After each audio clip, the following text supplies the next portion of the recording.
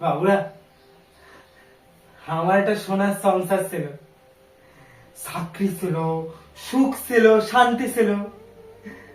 যখন আমার বউ ওই তুলসী তলায় তুলসী বিধি লাগাতো, যখন আমার অন্ধ বুড়ো বাপ ওই দাওয়ায় বসি তার নাতি নাতিদের গপ্প শোনাতো, তেমন আমি কাজ থেকে ফিরতাম জানেন।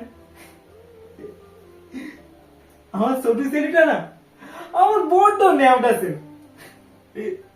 আমি কাজ থেকে ফিরে এলি ওই বেড়ালের মতো পায়ে পায়ে কুড়ি কুড়ি কুড়ি কুড়ি বেড়াতে লাগতো জানেন, কুড়ি কুড়ি বেড়াতে লাগতো।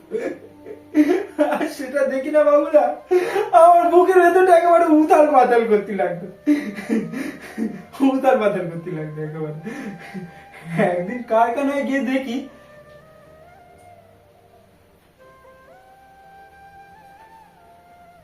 কারখানার গেটে তালা ঝুলতেছে। মালিকরা নাকি রাতারাত্রি তালা লাগায় পলায় গেছে।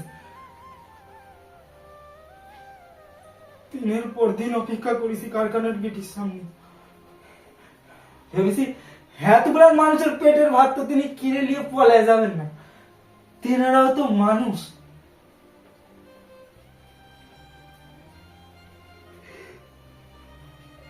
ধীরে ধীরে মূর্তি ধরে গেল বাবুরা। ওই ওই কারখানার গেটের ভেতরে যে সাজানো ফুলের বাগানটি ছিল, জঙ্গল হয়ে গেল। আমাদের পেটের টান পড়তে লাগলো বাবুরা। সেবানো টাকা যে কটা ছিল সব এক এক করে শেষ হয়ে গেল।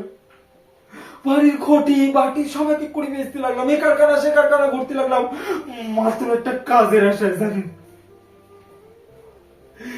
কিন্তু কেউ কাজ দিলে রে বাবুরা, কেউ কাজ দিলে রে, কেউ কাজ দিলে রে।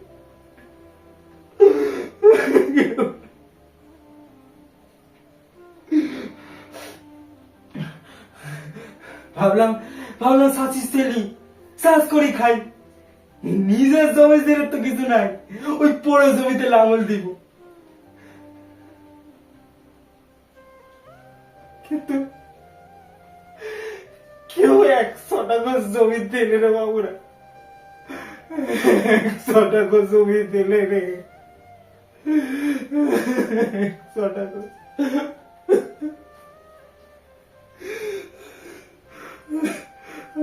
আর এদিকে এদিকে আমার অন্ধ বুড়ো বাপ আরো দুর্বল হয়ে গেল জানেন। আমার ছেলে মেয়েগুলো দিন দিন নিস্তেজ হয়ে যেতে লাগলো। আমার ছোট ছেলেটা যে আমার দিকে তাকায় তাকায় খালি হাসতো, সে আজ ড্যাব ড্যাব করে আমার দিকে তাকায় থাকে, যেন দুচোখ দিয়ে বলতে চায়, হে বাপ আমার দুটো খেতে দে বাপ, আমার দুটো খেতে দে বাপ, আমার দুটো খেতে দে। আমি ওদেরকে খেতে দিতে পারি না জানি, ওদের খেতে দিতে পারি না বাবুরা। আমার ওই খাবারটুকু দেন না বাবুরা, ওরা অনেকদিন ধরে কিছু খায় নাই। আমি শোন নই বাবুরা, আমি খাবারটুকু দেন, খাবারটুকু দেন আমার।